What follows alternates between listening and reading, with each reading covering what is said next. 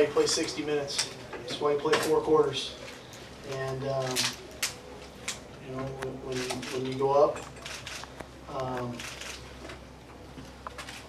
at the end of a game like that with 3 minutes left, it's never over.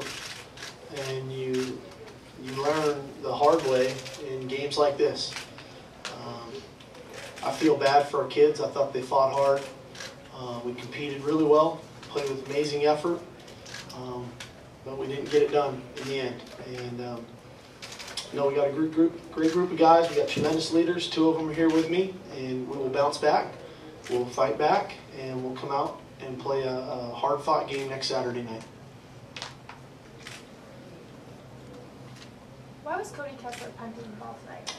Our starting long snapper, Zach Smith, was out with a concussion, and we just didn't feel great about the operation of our normal punting team. So we went with a spread punt with Cody. We felt like that gave us the best chance.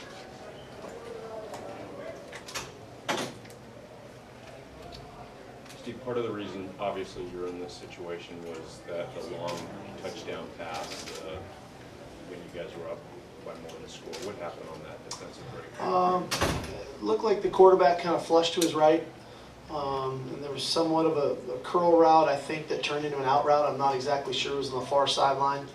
And Kevon went to knock the ball down and undercut the play. And when he missed, you know, it was nothing but green grass, you know. So I can tell you, that's what I can tell you now until I really look at the film of exactly what occurred. I know we were in a double coverage on Jalen Strong at the time, so it left Kevon a little bit isolated over there.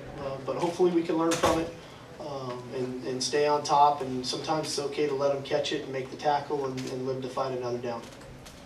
Did you guys think that Arizona State was going to run a Hail Mary on that final play, or did you think that they were going to do one more shorter play out? Well, that's the tricky part with 7 seconds left. We were trying to play for both. Obviously, hindsight's 20/20. You just defend the Hail Mary, but we tried to play both. We didn't get it done. It was a bit of an awkward Hail Mary because the ball didn't get thrown to the sideline. It got kind of floated back to the middle of the field, and it was a heck of a play by 21, tracking the ball and making a play on it. You had a 3rd and 2 in the 4th there, where you've been running the ball well, and you went with the bubble screen. What was the thinking there? It was a run pass option, which we've been doing quite a bit of all night. You know, I think Cody felt like Nelson one-on-one had been really successful in this game in space. And was giving Nelson that opportunity. It was a really good, clean tackle by their safety on the play. Hayes, what did you see on that final play? Great execution by the offense. You know, they threw the ball up. You know, every team fought. You know, to that point. You know, they just 21. You know, went up there, got the ball, and you know, got the job done. Sark, is there a way, a philosophy on defending a Hail Mary? We're getting a lot of Hail Marys completed this year from everybody. Is there a certain way you want to defend it? Yeah, I mean, you like strength in numbers is one. You like to have a lot of people around the ball when it's there. You like to identify the certain guys that can jump up and knock a ball down and can go make a play. Again, I don't. You'll have to ask them. I don't know if that ball was intended to be thrown where it was thrown, and so sometimes, you know, when it's not how it's drawn up, sometimes that's better. And I think that was a little bit of the case there. But again, I'd like to think we'd have some more bodies around the ball when it was in the air. It just didn't happen. So I'll have to look at the film, quite honestly, to tell you more specifically. The defense. Hey, have you played deep middle before in that situation? Have you found yourself downfield like that before? Not, you know, completely, you know, just in those type of scenarios, you know, where I could just box out, you know, nothing jumping, nothing, you know, crazy, just boxing out defenders. The defense rarely rushed more than 4 guys on plays. Was that more a byproduct of the game plan versus Arizona State, or do you think that you're overly reliant on your defensive line to produce pressure? Well, we were trying to help our secondary as best we could. These guys are a good receiving core, and Jalen Strong's a heck of a player. So we were trying to keep our coverage and not get too many one-on-one matchups with them. And to do that, you really limit yourself. You're rushing 4. We liked our matchups with our guys rushing, you know, and to their credit, you know, he stepped up in the pocket a few different times and made some throws. And You know, we turned some guys loose and gave up yards and chunks there in the fourth quarter that in the future I don't think will happen. But we need to learn from it and get better.